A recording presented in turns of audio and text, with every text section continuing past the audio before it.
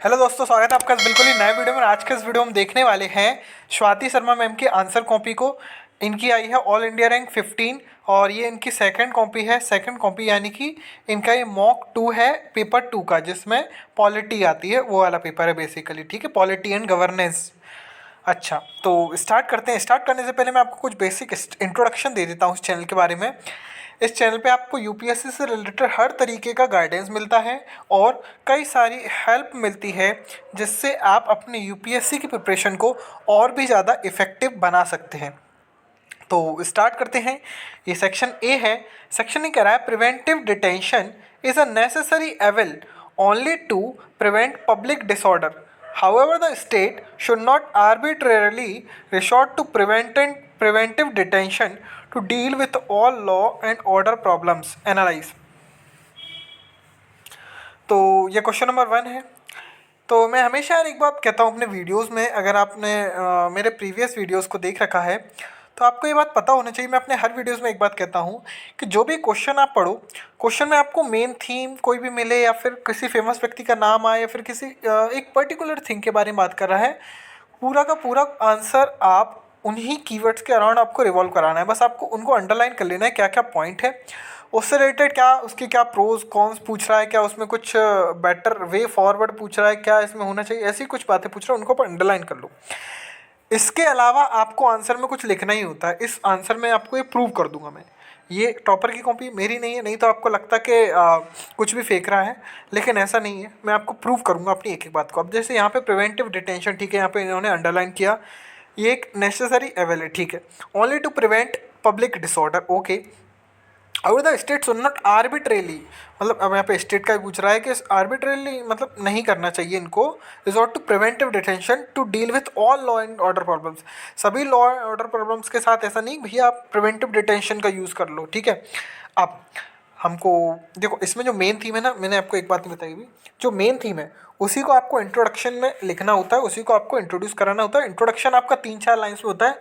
Actually यार मैं अपने चैनल पे ना बेसिकली आपको प्रेजेंटेशन सिखाता हूँ कि आपको किस तरीके से लिखना होता है। मैं आपको ये नहीं बताऊँगा क्या लिखना है, लेकिन यहाँ पे अगर हम देखें, article this provides for preventive detention provisions which enabled government to formulate MISA act, POTA act, है ना, रिपील्ड, एंड UAPA ETC, ठीक है। तो आर्टिकल 22 के बारे में बताया, जो कि प्रिवेंटिव डिटेंशन से डील करता है, ठीक है। इसको हमने यहाँ पे बताया, UAPA ETC, no democratic country endorses for preventive detention norms as its violates, okay, as its violates the basic human rights and dignity of an individual.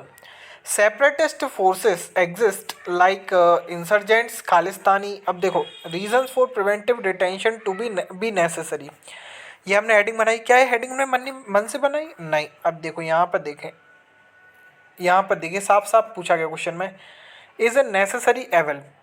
उसी चीज़ को बस हम बता रहे हैं कि reasons for preventive detention to be necessary, एक तो मेंटेन पब्लिक ऑर्डर, है ना, and target criminals who are social evils, to protect security of country, and security forces exist like insurgent, Khalistani movement, this we have talked about already, है ना।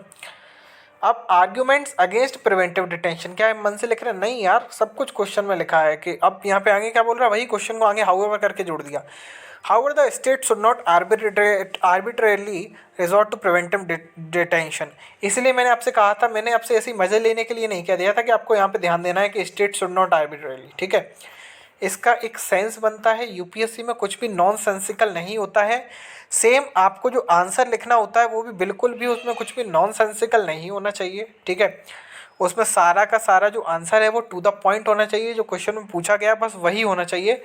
Introduction वैसे best जो तरीका होता है इंट्रोडक्शन को लिखने का, वो होता है कि आप क्वेश्चन को ही एड्रेस कर दो।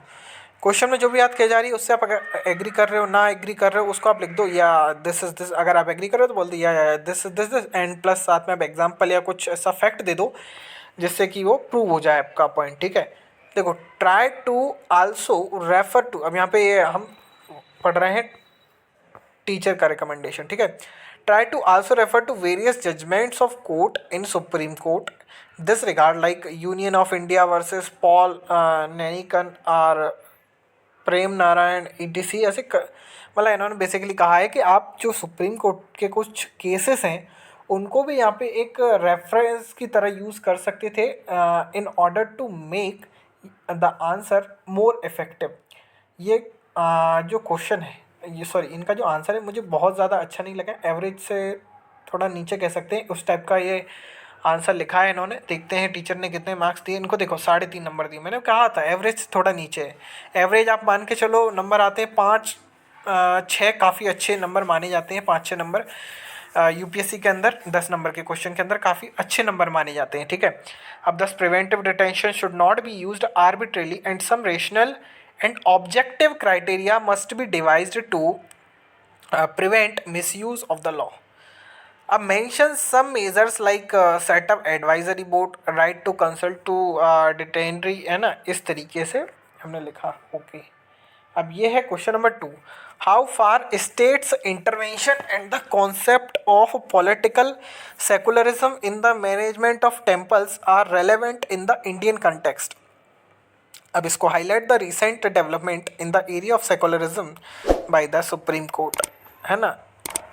अब देखो ये क्वेश्चन नंबर 2 है। इसमें कह रहा है कि मतलब स्टेट का जो इंटरवेंशन है in the concept of political secularism in the management of temples are relevant in the Indian context, या that is definitely okay. And highlight the recent development in the area of secularism by the supreme Court. तो इस question के 3-4 मुझे part लगते हैं जो बखूबी इन्होंने पता है क्या किया, अंडरलाइन कर रखा है। और इनकी अंडरलाइनिंग की जो स्किल्स है, मतलब पता है जितना आप एक्यूरेटली अंडरलाइन करते हो, ये आप देखना अगर कोई टॉपर अंडरलाइन करता है, अगर वो एक्यूरेट है जितना ज़्यादा उसका, मैं गारंटी से कह सकता हूँ वो क्वेश्चन को बहुत बहुत अच्छी तरीके से समझता है यार, है ना। उसका आंसर जब तक आप क्वेश्चन नहीं समझोगे तब तक आप आंसर कैसे दोगे, है ना। तो मतलब क्वेश्चन समझना बहुत ज़्यादा ज़रूरी होता है कि एक्चुअली क्वेश्चन की डिमांड क्या है। अब जैसे यहाँ पे हम देखें, यहाँ पे हमने क्या किया, स्टार्टिंग कहाँ से करी, क्योंकि सेकुलरिज्म से रिलेटेड है, उसी को यहाँ पे हमको क्या करना है, इंट्रोड्यूस करना है। 3-4 लाइन में मैंने आपको बोला था। अब देखो इन्होंने क्या किया, Indian constitution has adopted idea of secularism different from western nation of secularism.